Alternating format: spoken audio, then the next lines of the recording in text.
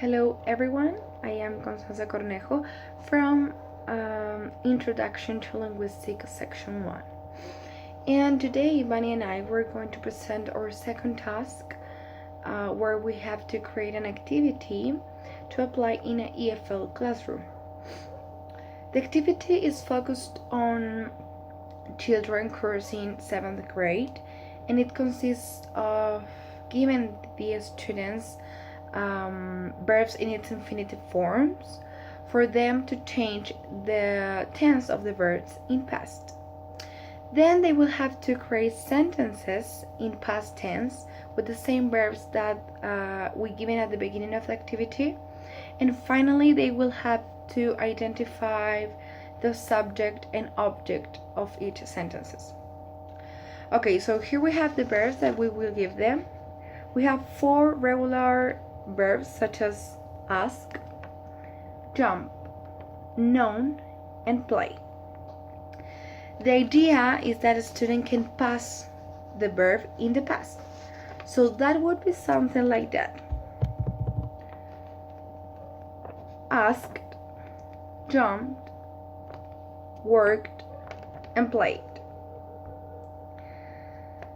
So the first part is done. There you go. The second part of the activity is that the student have to create sentences in the past tense using the same verbs that we have recently used. So the sentences are, with the first verb, my sister asked me a question yesterday. Marta jumped into the pool.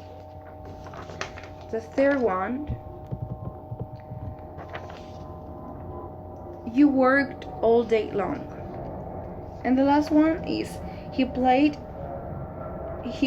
trumpet professionally in a jazz band. So when they are passing the infinitive verbs to a past tense, they are applying content words. And while they are creating sentences, they are practicing function work. This means that students can be more aware, for example, of what is nouns, what is verbs, what is an adjective, and what is an adverb. And also, they can identify and know what is a conjunction, articles, prepositions, and pronoun. So here, for example, when they create the sentences, we have you worked all day long. So here we have a pronoun that it belongs to function words. Here we have he played trumpet professionally in a jazz band. He is a pronoun. In a preposition, we have a, that is an article, and all of this belongs to a function word. And when we give them the verbs, they know that these verbs are content words, right? So they have to identify subject and object, which that means that in the sentences that they are create, they have to identify what is the subject and what is the object. We have to know that the subject is normally a noun or an adjective that defines the object in some way.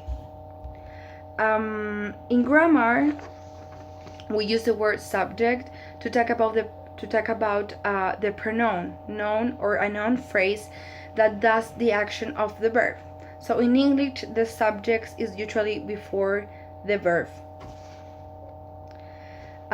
In grammar, also, we use the word object to talk about the thing or a person that the verb is done to, or who receives the verb. And it can be a noun phrase, a pronoun, or a longer complex object, which is modified in a similar way to a complex subject. So while students are identifying and separating subject and object, we could say that they are starting to make the phrase structure and 3 rules of syntax, because they are learning how a sentence of a language is constructed. So we can start building trees with simple sentences like this that I have mentioned before, and finally, when they created the sentences, they also can identify the semantic roles, such as agents and theme, like this. We have to bear in mind that the agent is the entity that intentionally carry out the action of the verbs, and the theme is the entity that directly receives the action of the verb. So here we have, for example, can you see this?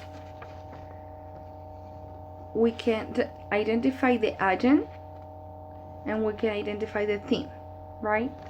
We can identify the agent and we can identify the theme. The same thing is happening with this sentences, right? Here we can identify the agent, right, my sister, and the theme, which is the questions, right? And the last one, which is the agent is Martha and the theme jumped into the pool, right?